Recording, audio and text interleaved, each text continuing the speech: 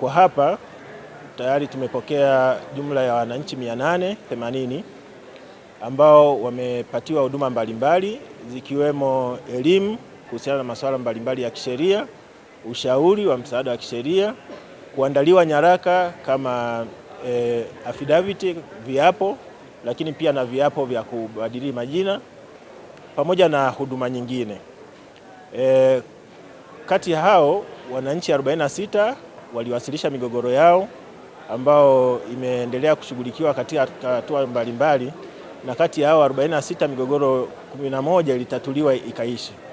Hii mingine migogoro iliyobaki kwa kwamba 35 inaendelea kushughulikiwa, kwa sababu huwa katika shughuli kama hizi akija siku ya kwanza, kama mgogoro tunaona kwamba unahitaji mwenzake na kuja naye, tunamwomba ili kusudi aweze kumtafuta amlete ili kusudi tuweze kuongea na pande zote mbili.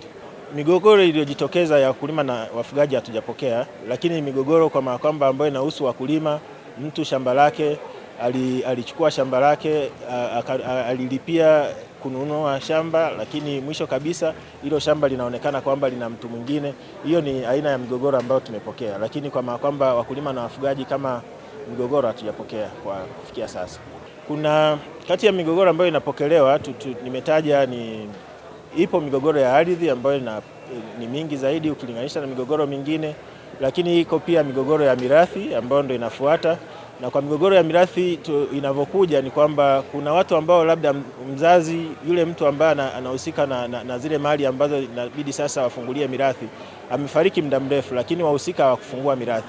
Kwa hiyo imekuja huku mbele ndo wanakuja kugundua kwamba kumbe walihitaji kufungua mirathi.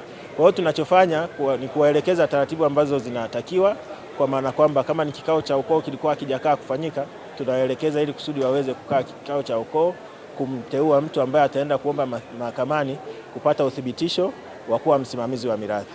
Kwa hiyo tunawaelekeza na utaratibu, lakini sambamba na hilo tunawaelekeza pia na tunawashauri na wananchi kuwa na uhakika wa kuhakikisha kwamba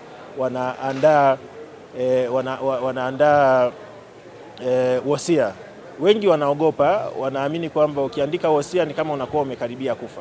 Wamekuja watu wengi hapa ambao katika upande wa ushauri, ukimshauri anakwambia sasa mimi kwa umri wangu nina miaka 40, nina 30 na kitu, nikianza kuandika wosia nitakuwa kama ninajichulia kifo. Lakini kumbe swala la wosia ni swala la kuweka kumbukumbu zako vizuri, ili kusudi kesho na kesho kutwa kama haupo, wale wanaobaki ambao ni warithi stahiki, lakini pia hata ndugu zako wengine ambao wanatakiwa kuwaongoza wale wanakuwa na mwongozo mzuri ambao umeuacha kwa ajili ya wosia. Tukija kwenye swala la migogoro ya ndoa, na yenyewe tumepokea, pamoja na masuala ya matunzo ya watoto. Masuala ya matunzo ya watoto ndo mengi zaidi. Unakuta mama anakuja analalamika kwamba baba wa mtoto yupo lakini hatoi matunzo kuhusiana na masuala ya shule na kadhalika. Kwa hiyo nao tunawapa ushauri, na malalamiko mengine ikibidi tunapeleka kwenye dawati la polisi jinsia, kwa sababu nao wana eneo lao humu ndani.